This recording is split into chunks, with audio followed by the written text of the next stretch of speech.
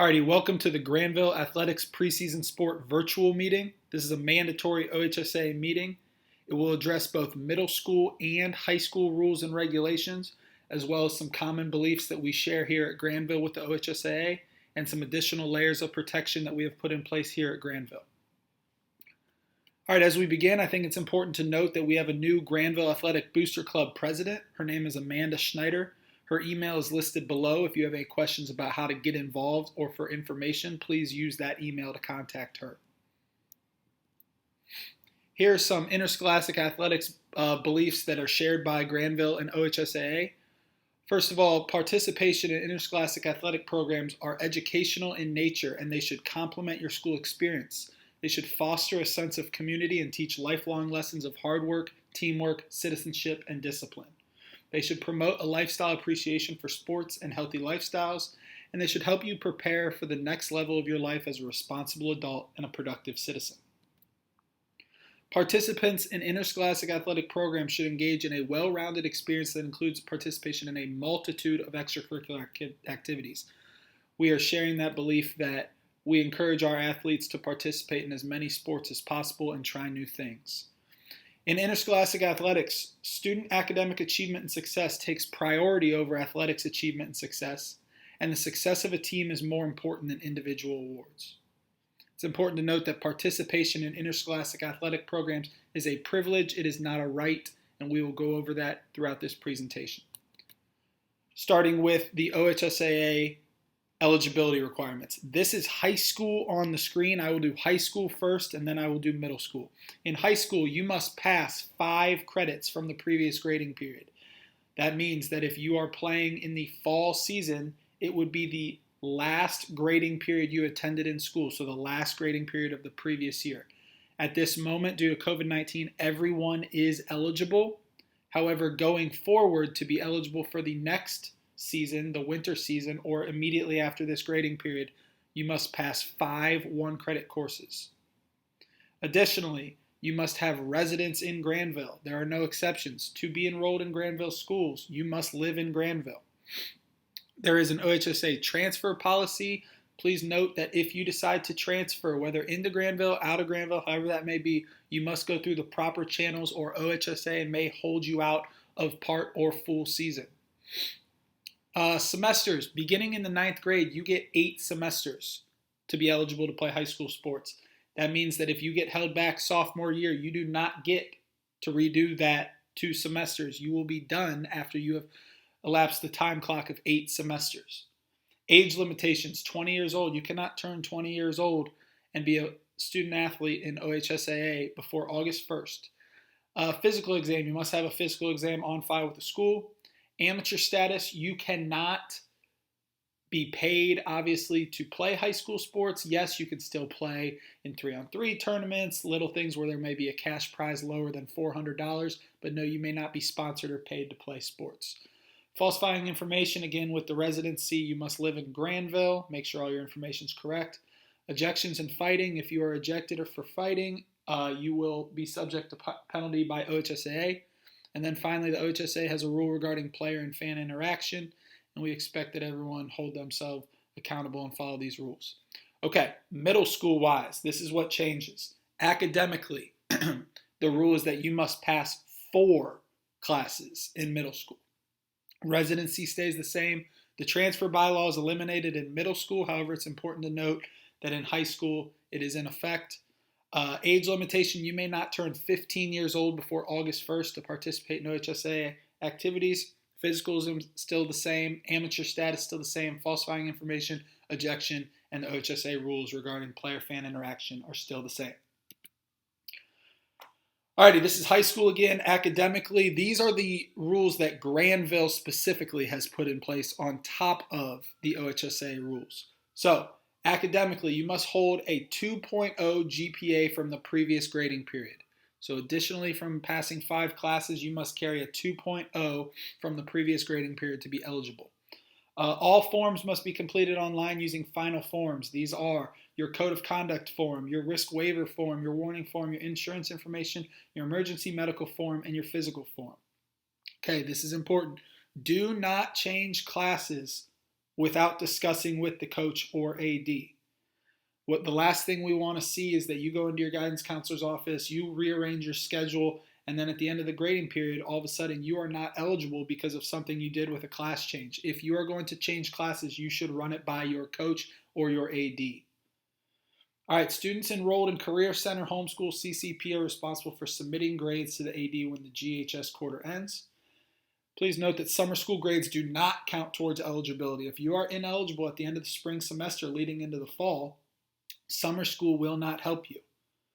And finally, participating with non-school teams while in season makes you ineligible. This is one of the most common issues that we deal with, which would be if you are playing fall volleyball for Granville and you decide to go play with your club team during the season, you are now ineligible.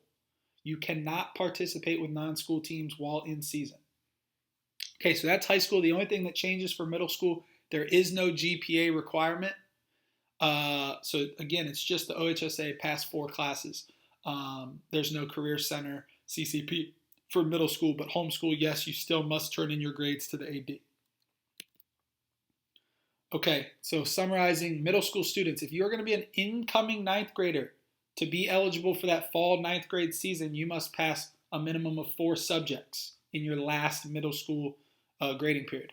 High school students, again, pass a minimum of 5 one-credit courses and earn the 2.0 grade point average in the grading period before.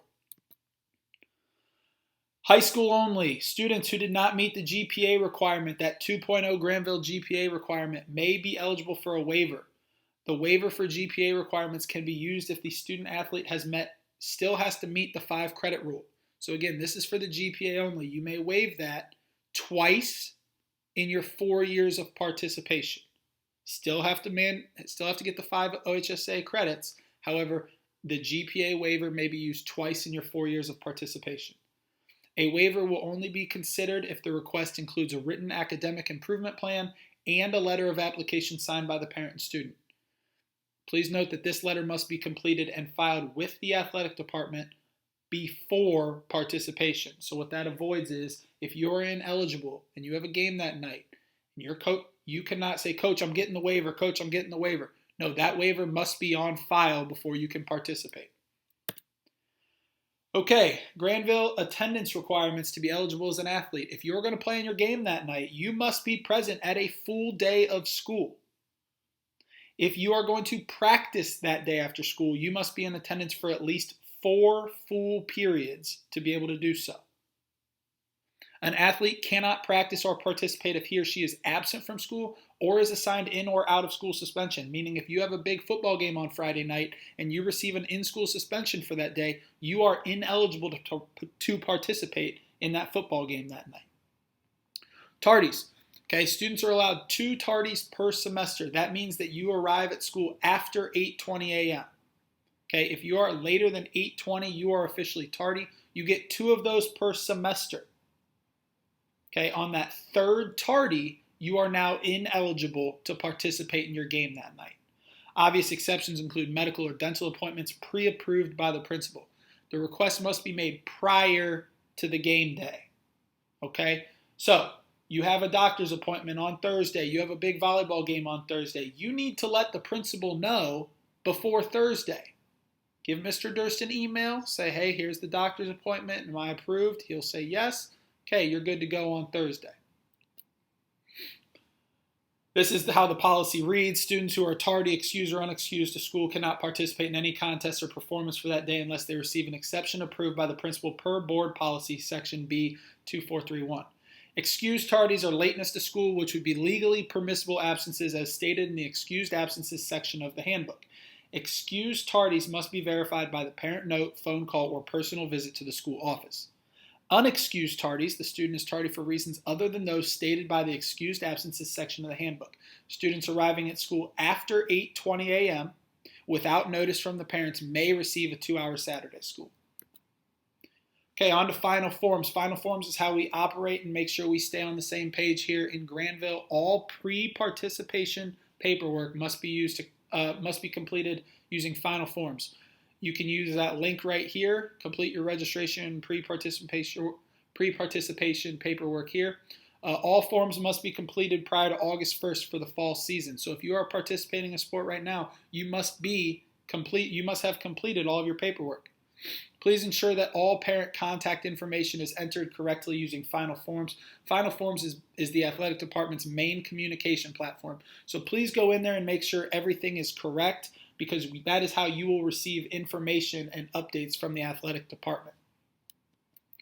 All right, Granville Schools Code of Conduct. We have 4 levels of protection here in Granville. The first one is the GHS Student Code of Conduct. This applies only when students are at school and or attending a school-sponsored function. As an athlete, you are now subject to the GHS Extracurricular Activity Code of Conduct. You're a member of a team. That means that this policy applies to you 365 days out of the year. Not, oh, I wasn't in school, oh, I wasn't on school grounds. If you're a member of a team, you abide to this. Penalties range from a minimum of 10% suspension to a maximum of permanent denial of participation. Number 3, we do have a substance abuse prevention policy that includes random drug testing grades 9 through 12. This applies when a student establishes membership on a team. They are included as a part of the testing pool for 1 calendar year. And finally, number 4, the GHS Extracurricular Activity Substance Abuse Policy. The penalties here range from 30% suspension to denial of participation and loss of any leadership position activities, MVP awards, or other post-activity school honors. Going over the codes of conduct, the opportunity to participate and represent Granville in extracurricular activities is a distinct privilege. In order to earn this privilege and keep it, there are obviously certain rules and regulations a student must follow. Okay? Behaviors that would be unbecoming of a student athlete and then would be subject to code violations include but are not limited to theft, vandalism, hazing, disrespect, or violations of the law. Penalties range from a minimum of 10% suspension to a maximum permanent denial of participation. Going over the substance abuse policy. So the Board of Education expects participants to refrain from using prohibited substances. To help us meet that goal and that expectation, the board has adopted a random substance use testing policy for all participants grade 9 through 12. However, parents, you may opt your child to be exempt from the random testing by signing an opt-out letter each year. Students must continue to comply with all other code of conduct regardless of opting out. It's important to note that the first random test will only be communicated to the parents and guardians of the student athlete. So, your student gets tested. You hear nothing back. No news is good news. That means they passed. On the first positive random test, only the parents will be notified. The testing vendor will reach out and notify you. The school will not be made aware of the positive whatsoever. Resources will then be available upon parent request. Students will be placed in the pool for a minimum of 2 additional tests. Okay? Positive tests result on, additional positive tests. So after that first parent notified only test, if you test positive again, you'll be suspended for 50% of your season. However, we will provide an education course and training. If you choose to complete that, we will reduce that 50% suspension to 25%. On a next positive test, you will be suspended for 100% of your season. However, again, with that training and course, we'll reduce it to 50. On that third positive test, which in essence would be a 4th positive test, you would be denied of participation for 12 months. Okay, questions. When is my student eligible to be tested? Okay, students establish membership in a competitive extracurricular. They are included as part of the testing pool for 1 calendar year. For example, spring athlete establishes membership on March 1st for their spring sport. They are included as part of the testing pool until February 28th of the following year. They will be included until they are removed from the testing pool by doing one of the following. They can complete and submit an opt-out form, or they can discontinue membership in the competitive extracurricular by not participating. Question, can I opt my student out of the substance use testing program at the conclusion of the season of a competitive extracurricular activity? The answer is no. Once a student establishes membership in the extracurricular and becomes a member of the testing pool, they are in it for a calendar year. Question, I'm 18 years old. Can I opt myself out of the substance abuse or substance use testing program? Okay, only 18-year-old students who are not dependents of their parents' guardians can opt out of the program without a parent guardian signature. If you are still listed as a dependent of your parent or guardian, you may not opt yourself out. What communication will I receive from the testing vendor? Again, no news is good news. Only positive test results get communicated. Can you call the testing vendor to confirm that you had negative results? Yes, you can. The parent guardian will need to reference the student copy of the custody and control form to learn the results. If my student is a member of more than one competitive extracurricular activity, does he need to submit more than one consent or opt-out form? The answer is no. Consent or opting out applies to all activities in that particular school year. Okay, here's how the policy reads. No student extracurricular participant shall possess, use, apply, show signs of, or consumption, distribute, or buy any substance which is represented as to be or understood to be a mind, mood altering substance, tobacco, that includes e-cigarettes, counterfeit drugs, or drug paraphernalia.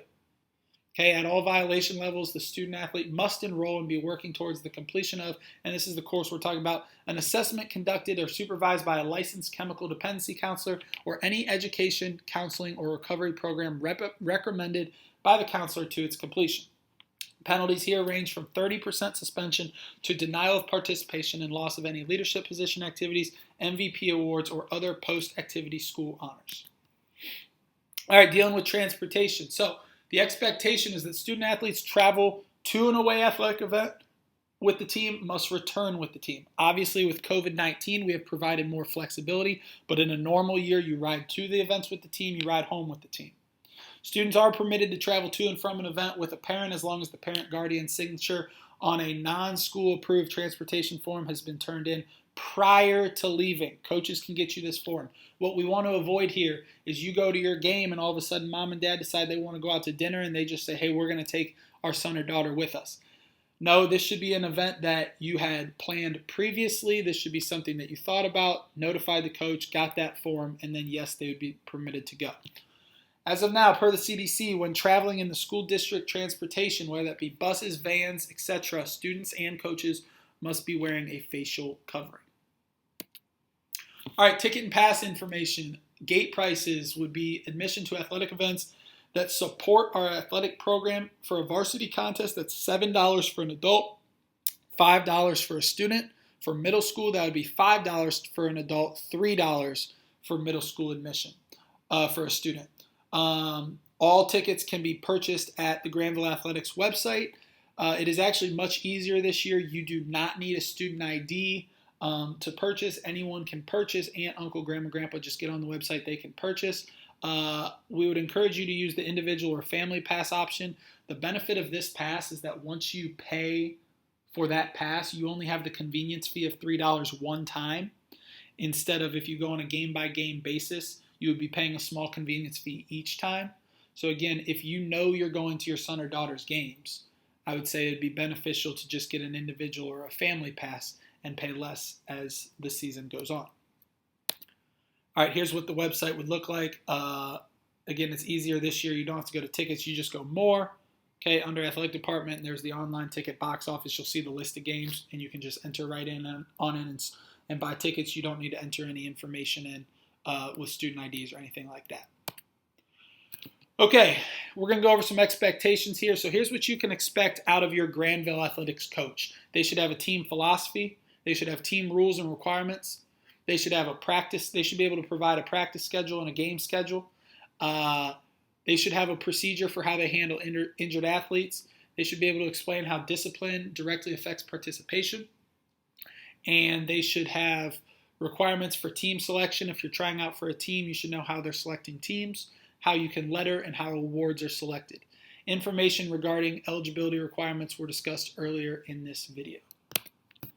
Okay, here's what we expect out of parents here in Granville. We expect that if you have concerns, you express them directly to the coach.